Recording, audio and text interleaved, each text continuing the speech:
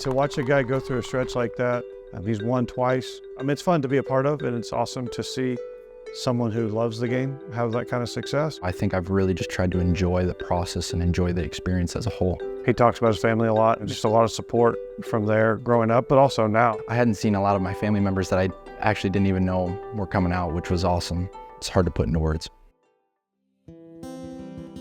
I've often said that most kids will sleep with like a stuffed animal or a blanket when they're little. I think Jack slept with his first real golf club that we ever got him, and it's not a lie. He just was so excited to actually have real clubs. I started picking up a golf club at 2. My aunt got me my first golf club, and I went to my grandparents' house, and my grandpa went and played every day, so I followed him along. Mickey would pick him up from my mom and dad's after daycare, so to speak, with my mom and dad. They would call me up on the way home. Jack would get on the phone, and he'd say, "Hi, Dad." I'd say, "Hi, Dad, want to go golfing?" And I'd be like, "Sure, we'll go golfing." So we would go to the golf course 2 to 3 hours every night. I always knew what their driving range was, and putting and chipping with my dad and grandpa. I think I just fell in love with the game kind of that way, just enjoying it. If we had to leave an hour early or something like that, he'd start crying. So he was very serious from a very young age.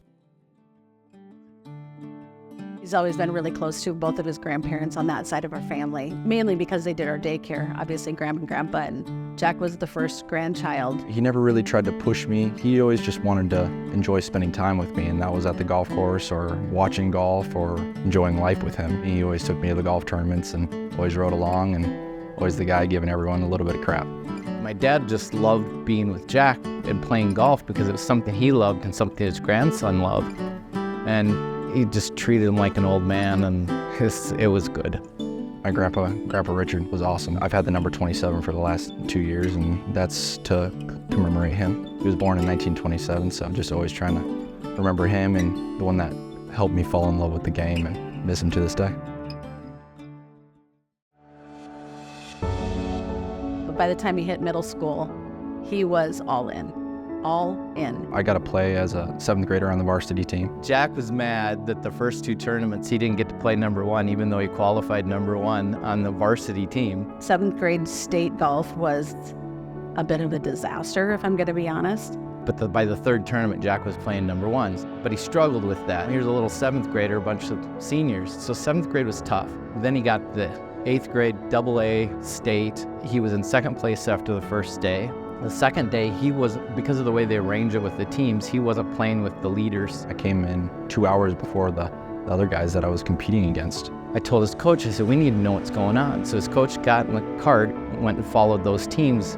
Well, come along, number 17, Jack says, "So-and-so has to get a hole-in-one to beat me." And I went, "Oh, you're right." I said, "There's basically no way they can beat you. You're probably going to win this." So I started bawling. Pretty proud of an 8th grader to win the state AA tournament. It made me realize that I can do that. Like, I can go play the game versus these big guys.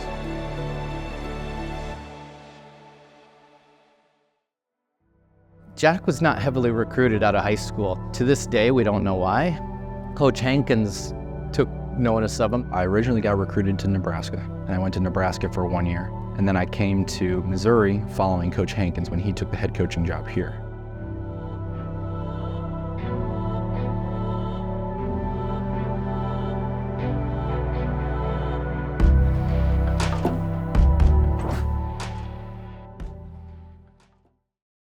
The first time I ever saw Jack play was when we were here. I just knew that he had improved a lot. Every year it seemed like he got a little bit better, and he had a really nice summer, had played well in some big events, and so it seemed like he was moving in the right direction for sure. I was always very happy with winning tournaments and stuff like that, but I always felt like I had to do more, prove more, and stuff like that. And I think Coach Milliken has done a great job in helping me realize that I don't need to prove myself anymore, that I've done all this, I've had success. Go look at the resume, realizing how much success I've had has been this last year in senior golf.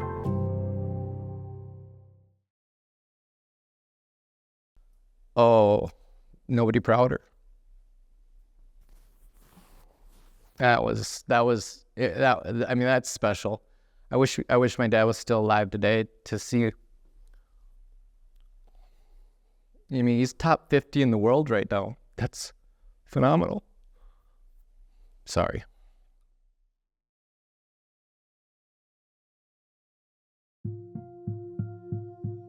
His grandpa was his greatest cheerleader. It was tough because I left, I saw him for the last time, and I knew it was probably getting close to his end, which was hard.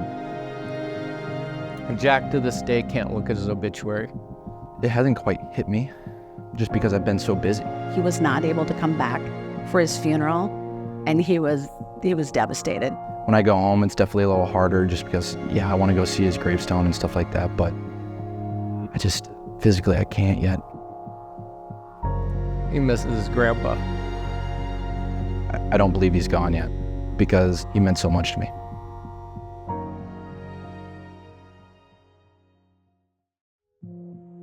When I got down, I heard that he passed away. It was a tough decision whether I go back or play in this golf tournament. My grandfather would have always told me, man, don't worry about me. Just go do what you love and go have fun with it. And so, yeah, it was hard, but it's the reason why I have the number 27 is because he'll always be with me.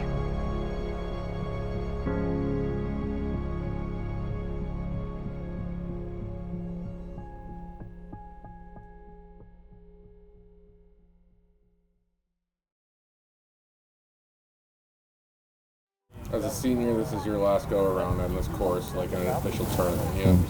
Does that feel weird at all, after being here for 3 years? Definitely.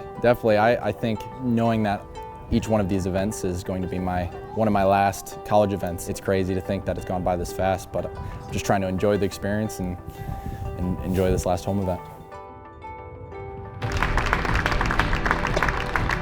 He's a great example of the guys here of good ways to balance school and the entire life of being a college student athlete. He's also just a great example long-term of just what people can be at Mizzou. Because if you come here and put everything you really have into it and you give your full effort into all the things that you are going to tackle each day for 4 years, you can be as good as anybody in the country or the world for that matter. And I'm really proud of what he has accomplished as an athlete, but what I'm most proud of is what a good person he is, because he will be Jack Lundin his whole life. He will be Jack Lundin, the golfer, for as long as he can be, but when it comes down to it, that is just one aspect of who he is, and he is an incredibly good person. So that makes me really proud as his mom. I'm just proud of the grades he's gotten, the achievements he's done, how responsible he is. He's just a good all-around kid. He's my son. Where I am now and how I'm competing now is just showing that, yeah, this hard work is paying off. Almost a relaxing feeling, which has been nice. I have a lot ahead of me with pro golf and stuff like that, and so I think it's just trying to enjoy this process right now and just really trying to fall in love with the game again, or even more.